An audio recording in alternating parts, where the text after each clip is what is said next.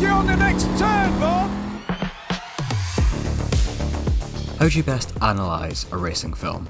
Is it through representational authenticity, their focus on nostalgia and a supposedly greater era?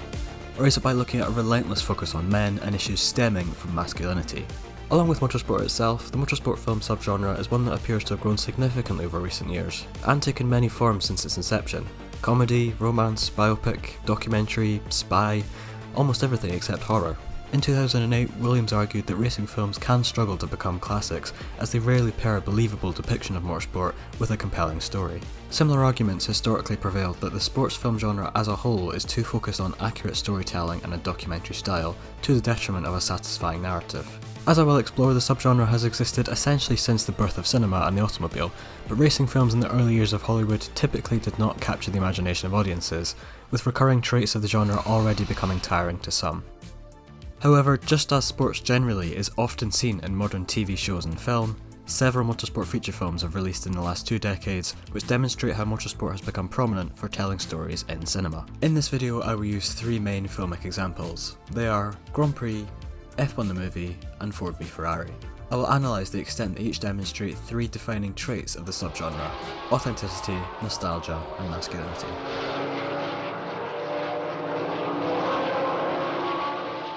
Shortly after Carl Benz invented the Benz patent motor car in 1886, did the motor industry become obsessed with showing off their product's ability in motorsport. France was key in the earliest examples of motor racing in the 1890s, with the first recorded events being called reliability trials. As the name suggests, these wouldn't wholly focus on how fast a car would go, but how durable it was. Cinema itself was also pioneered in the late 19th century in France, with films rapidly developing just as the car industry was, effectively at the same time. More parallels can be drawn between the experience of driving and watching a film in a cinema. Borden argues that high-speed driving especially demands high levels of immersion, where the driver's own absorption within the experience of driving is most important. This absorption towards a film in a theatre setting can be intense and all-consuming. Similar to race drivers, an audience shares cinematic space with the film, but must also negotiate it, contribute to and perform the constitution of its experiential significance. Therefore, depictions of motor racing within cinema were prominent right from the early 20th century. The Speed Kings in 1913 was among the first fiction films to depict motorsport, albeit as a side story. The race essentially acts as a vehicle to tell the story of a slightly shaky love triangle, which is established before the race starts. Despite this, as Crossan argues, the film sets 2 crucial defining hallmarks of what would become the motorsport film subgenre. Firstly, the film uses footage from the 1913 Santa Monica road race, thanks to producer Max Sennett's personal interest in motor racing. This stood out in an era well before conventional car controls we know today came into fashion, and a riding mechanic would be in the car in case of any breakdowns. The use of real racing footage is an early example of the constant endeavour for high levels of authenticity. As I will explore, this is a long-standing key element of the motorsport film subgenre. Several modern examples chase this accolade of representing an incredibly fast-paced and thrilling sport accurately. Through the inclusion of the love triangle narrative, The Speed Kings also demonstrates the prominent concern with men and masculinity within motorsport films. Motorsport itself is blatantly male-dominated, as women have historically not been provided with the same opportunities as men. Since 2019, the women-only W Series and F1 Academy have extended opportunities for women in top-level motorsport in modern times.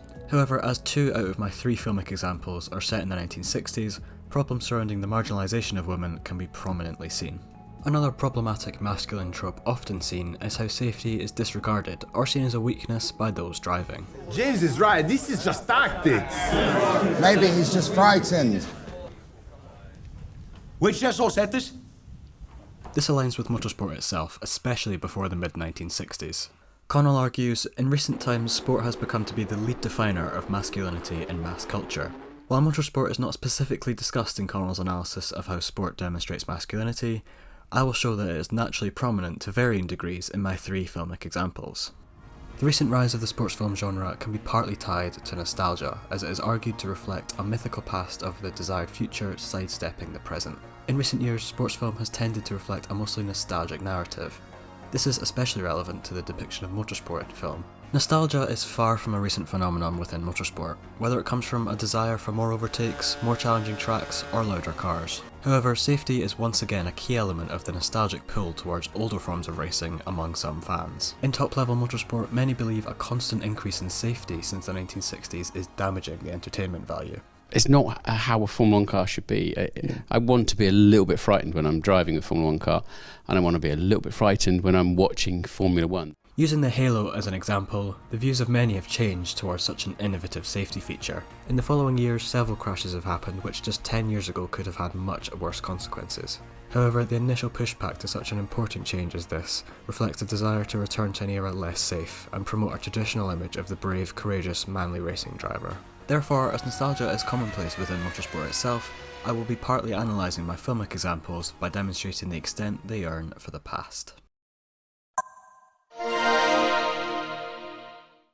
Not many racing films can boast the same level of authenticity during its production as F1 the movie. Across 2023 and 2024, the film regularly used Formula 1 race weekends as their set. All of this among one of the most secretive and at times elitist environments within modern global sport is a rarity. This chase for authenticity didn't stop at the location though. The film was co-produced by the 7-time world champion Sir Lewis Hamilton, several current drivers make cameo appearances, and Formula 2 cars were modified by the Mercedes Formula 1 team and Carlin to look like Formula 1 cars. The actors Brad Pitt and Damson Idris also actually drove these cars, albeit not during the races themselves, meaning in-car shots such as this felt as realistic as possible. As for the racing scenes, the fictional Apex GP cars digitally replaced stunt driving specifically for the film, or shots of cars during Formula 1 races. As a Formula 1 fan avidly watching TV coverage at the time, the Apex garage almost seemed to blend in as a normal one would. The Silverstone grid scene was filmed before the race in 2023, with a maximum of 2 takes being possible before any disruption to the usual F1 schedule would happen. The choice to set this scene in which the cars were not moving on a real race weekend proves the film was highly focused on capturing the environment as accurately as possible.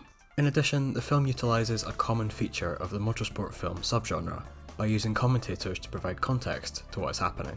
He'll turn up at the back of the grid with warm tyres, ready to go. Cheeky shit. It's on purpose. So it's clear the production of the film went to great lengths to give the most realistic impression possible of motorsport on film. However, Sony's tyre trick links to more slightly questionable narrative points when looking at how authentic the film is. In the next race, the struggling Apex team is in contention for their first point of the year.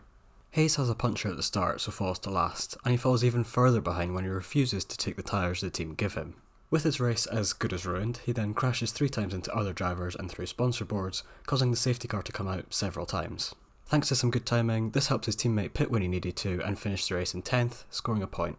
Something like this would obviously not be allowed in a real race, but it's only natural for a Hollywood film to take liberties with the rules for entertainment value and to not come across in a documentary style. While this might seem like a far-fetched tactic for a race team, this is arguably similar to a famous case of race fixing in the 2008 Singapore Grand Prix. A similarly struggling Renault team was under pressure to win a race before the season was over. To ensure this would happen, Nelson Piquet Jr. was instructed to crash at a specific time after his teammate Fernando Alonso had pitted. When he did, Alonso cycled to the lead as chaos developed behind him. This plan worked, allowing Renault to win the race, and they got away with it for a year before key personnel were banned. This demonstrates that narratives which appear far-fetched in F1 the movie are arguably inspired by moments such as this within real motorsport. In this example, the real Crashgate scandal appears on the surface as even more implausible than the film. But why was authenticity such a key goal for F1 the movie? In recent years, Formula 1 has grown significantly, especially among a young audience. Throughout the 2010s, viewership was declining under Bernie Ecclestone. This wasn't helped by his view that selling a sport to a younger generation was unnecessary because they don't have any money. In 2017, Formula 1 was taken over by Liberty Media, and quickly shifted how fandom was seen within the sport. This was achieved through higher social media presence and commissioning a new behind-the-scenes documentary series called Drive to Survive. In a 2014 interview with Reuters, Ecclestone stated that there's no point trying to reach these kids because they won't buy any of the products here, and if marketers are aiming at this audience, they should maybe advertise with Disney. A little over a decade later, F1 is now partnering with Disney alongside other brands aimed at younger people. F1 the movie is the most significant reflection of the sport branching out to an even wider audience since changing leadership in 2017. A shift in attitude towards intentionally growing and modernising fandom significantly multiplies the scale and grandeur of each race. In the early 2000s, the film Driven also intended to use Formula 1 as its setting. However, due to high levels of secrecy and being unable to make a deal work on Bernie Ecclestone's terms, the film was instead based within the kart series in America. While the sport has changed significantly in 25 years, being so intrinsically linked to the Formula 1 brand therefore demonstrates why being true to the sport was so important for F1 the movie. This is because even now, the Formula 1 brand would arguably not risk being so associated with a film that makes their sport look silly. However, this level of realism within a motorsport film is not a new thing. Many parallels can be drawn between F1 the movie and what is considered by many to be the most true-to-life representation of racing on film. Just as with F1 the movie, the director John Frankenheimer was determined to provide the most authentic depiction of motor racing to that point. Grand Prix was released in 1966, nearly 60 years before F1 the movie. Input from Formula 1 drivers was also sought after, as they trained actors to drive in the film. James Garner, who plays protagonist Pete Aaron, had a significant interest in American motorsport in the 1950s before acting in Grand Prix. As a result, he took to driving the modified Formula 3 cars well during the racing scenes. The first of these racing scenes is set in Monaco, arguably the most famous race on the calendar, but also one of the most unique. Using this incredibly challenging circuit wending past curbs, walls and buildings immediately provides the audience with a sense of the danger involved. No music or voiceover is used over this sustained point of view shot.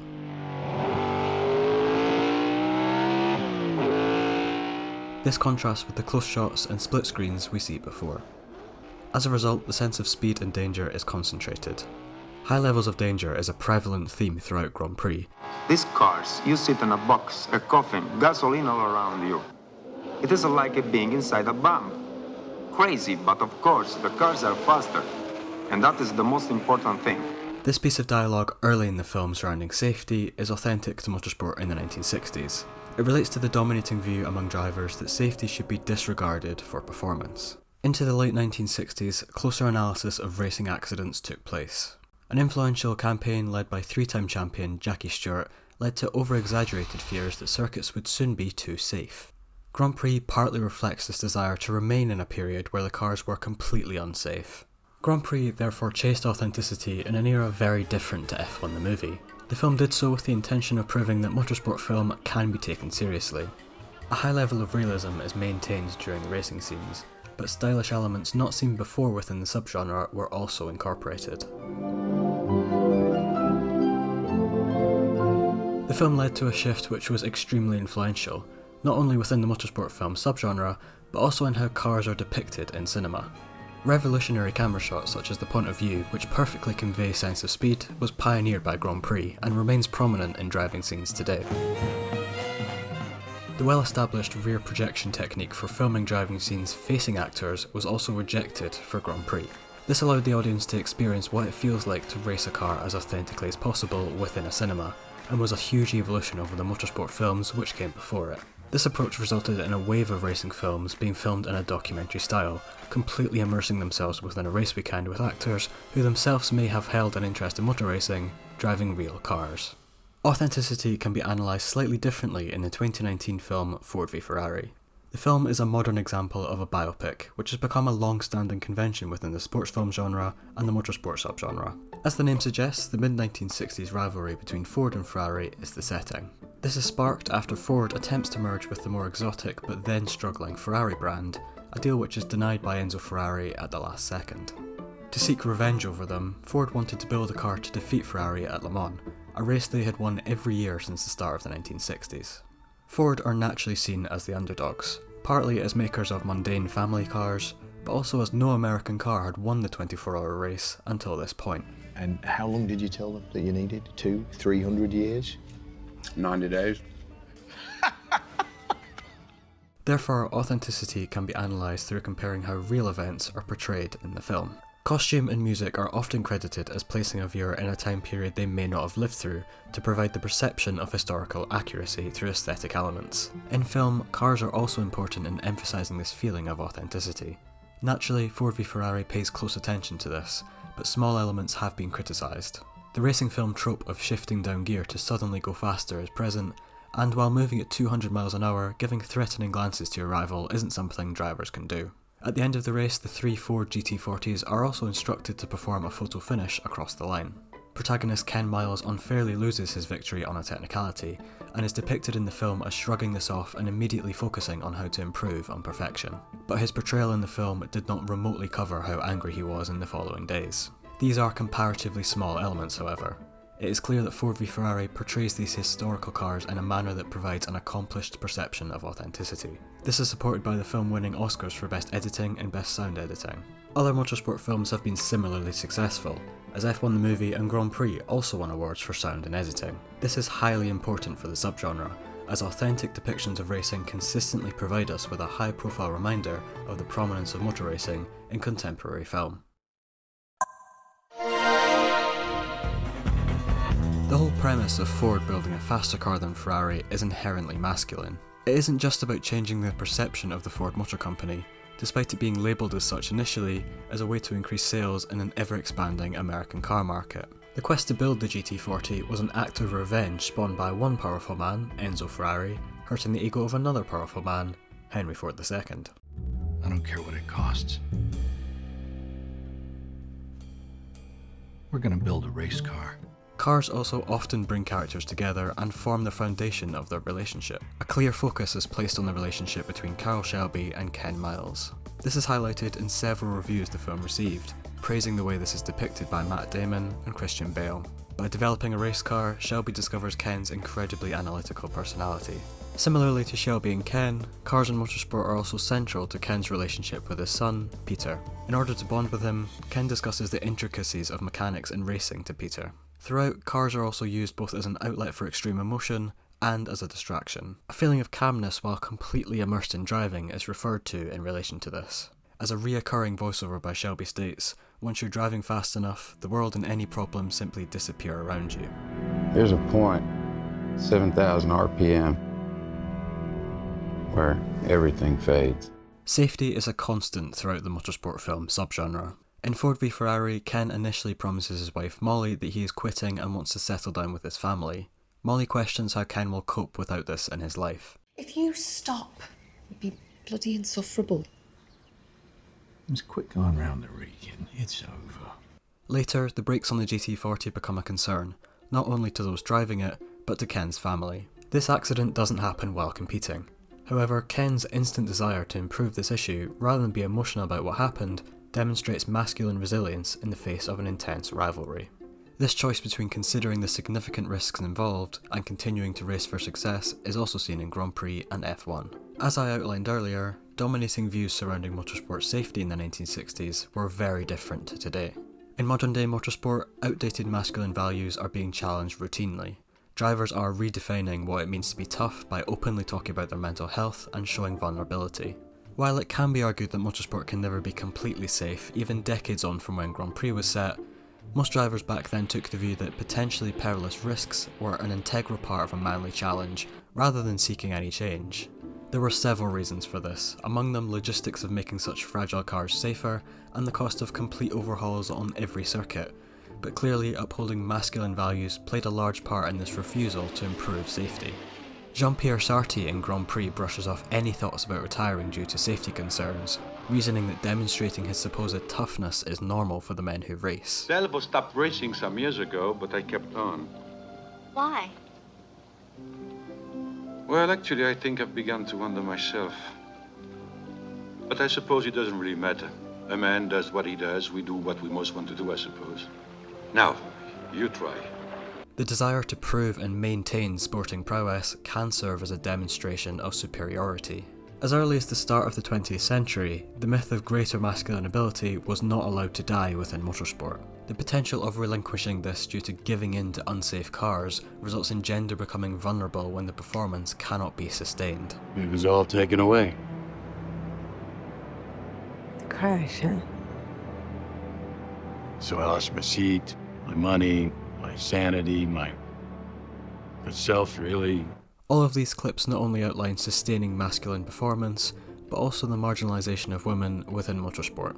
In all of the clips I showed, women play a supporting role, seemingly only for the men to voice their concerns surrounding safety.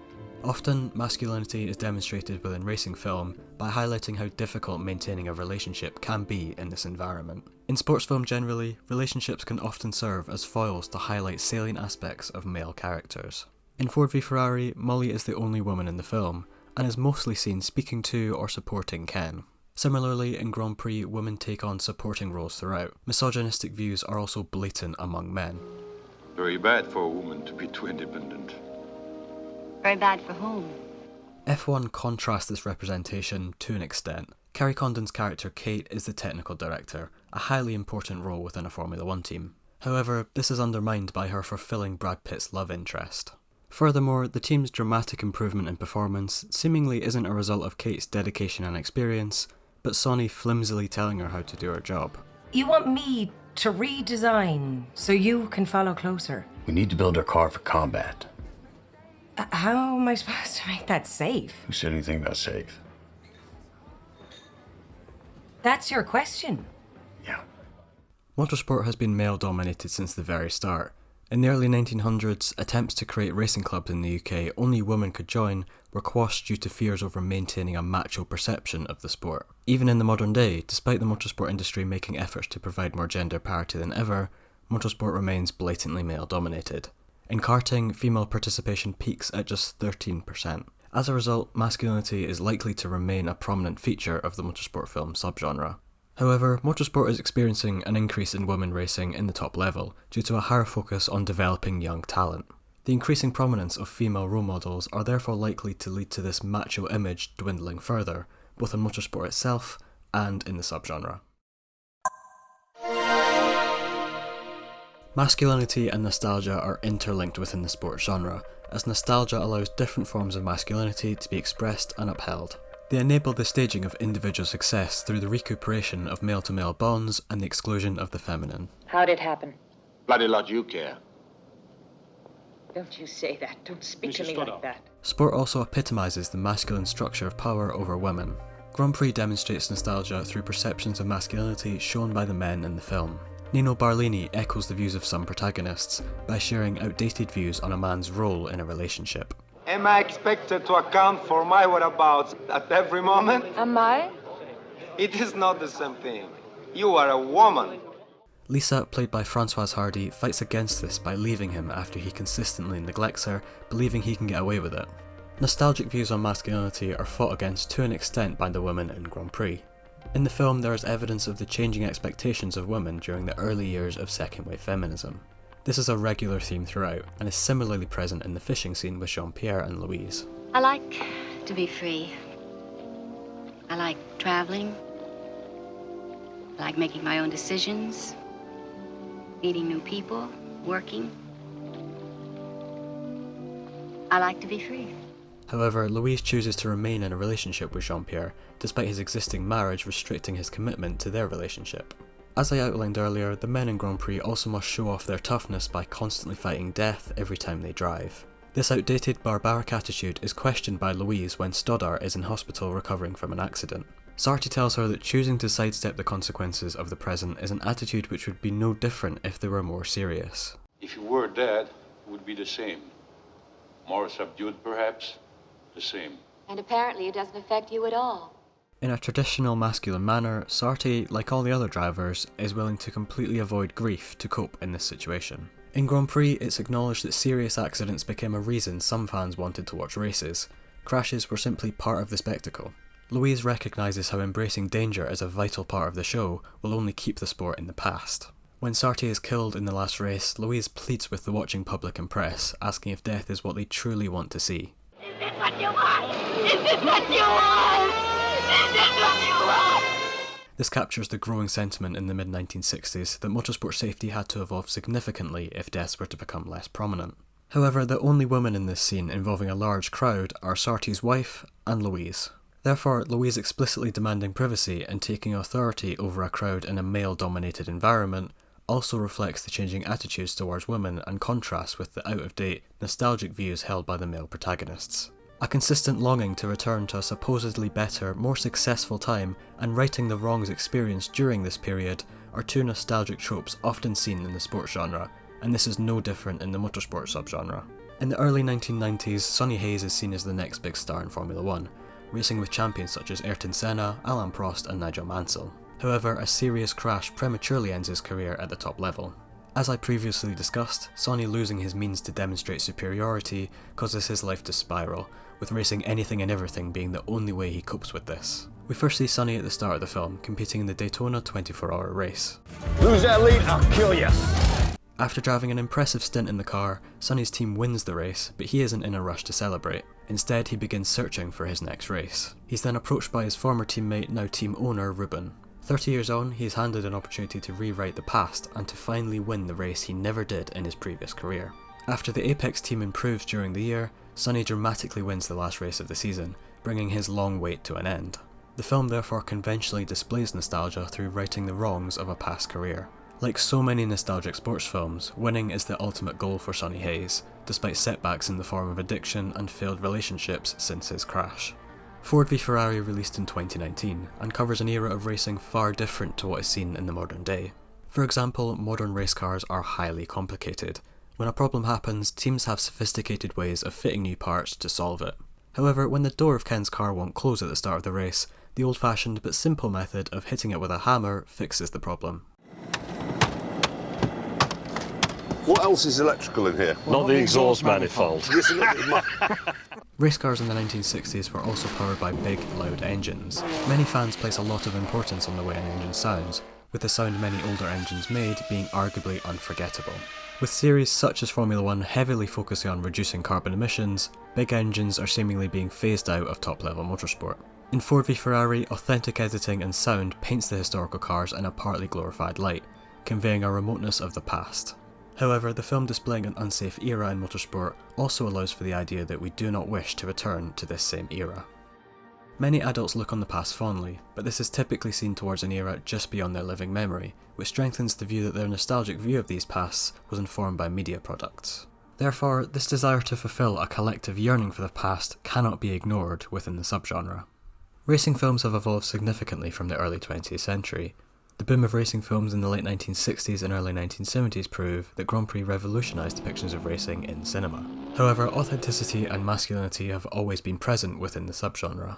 Arguably, this was seen over 100 years ago in films such as The Speed Kings, as cars were filmed in real races. However, thanks to openly embracing social media and modernising fandom, fans are now provided with more access than ever to global sport from other sources. Although some earlier examples of behind-the-scenes motorsport documentaries exist, none of them reach the same level of popularity as Drive to Survive in the modern day. Therefore, accurate portrayals of motorsport in cinema are as important as ever, not only to promote the sport, but it is clear films within the subgenre are often propelled into the mainstream when achieving this accolade. In the present day, toxic forms of masculinity are under scrutiny, and as I have explored, each of my filmic examples demonstrate outdated forms of masculinity to varying degrees. The men who compete must feel compelled to prove their strength by risking death in defeating it, avoid talking about their emotions through a relentless chase of success, and exclude and dismiss women. In motorsport, hiding mental health problems from your rivals is no longer viewed as essential towards achieving success. Instead, male race drivers are increasingly vulnerable, serving as positive role models. An influx of women racing also erodes the developed ideology that motorsport is only for men and should therefore represent a constant macho perception. However, while modern motorsport film is more inclusive of women, it is clear that the subgenre still excludes women to an extent and presents similar masculine narratives to early racing films. Motorsport itself longing for the past, representing a concern for the future, is reflected among fans watching motorsport and historical events. Analysing nostalgic tropes is key to each example. Ford v Ferrari is nostalgic towards a supposedly greater era, righting past wrongs is key to F1 the movie, and Grand Prix often yearns for outdated masculine forms. There are nearly 60 years between Grand Prix and F1 the movie, yet as I have shown, authentic representations of racing, problems surrounding masculinity, and a consistent longing for the past all remain crucial to the motorsport film subgenre. Some of these conventions originated in the early 20th century. However, it's evident from the persistent flow of modern racing films that this isn't preventing the subgenre from thriving.